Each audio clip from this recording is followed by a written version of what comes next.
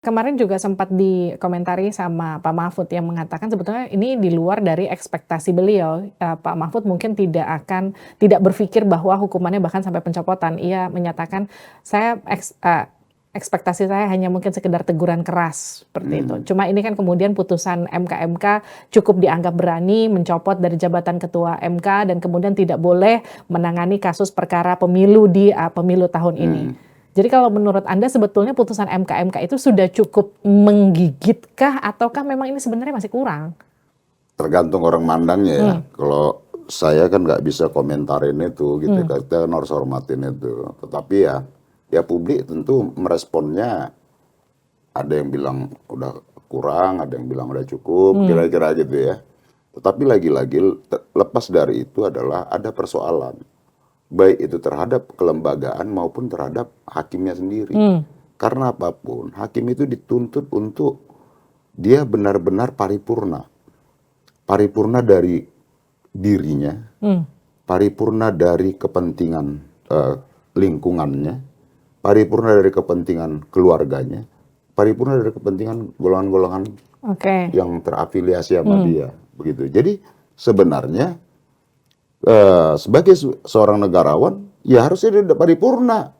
Selesai dengan persoalan diri dia gitu. Oke, Bang Masinton, ini kan ada 17 poin klarifikasi. Ada 4 kira-kira yang kita lihat di highlight secara garis besar. Skenario yang bertujuan menjatuhkan karakter hingga karirnya Anwar Usman.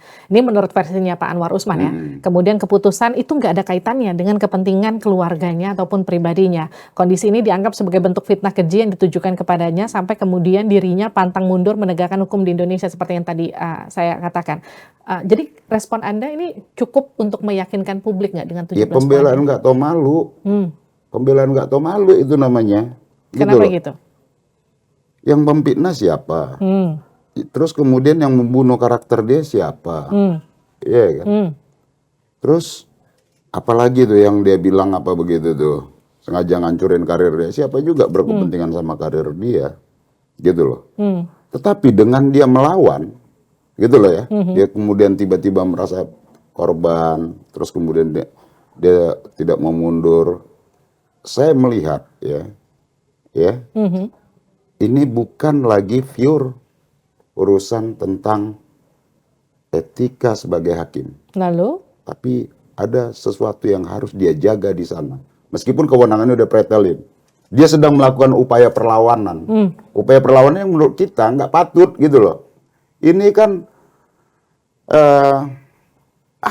Majelis Kehormatan sudah menyampaikan lu melanggar beberapa poin etik yang secara mendasar tuh, yang di sabta apa tuh, ada 7 itu, ada 4 apa 5 yang dia tabrak itu, gitu loh.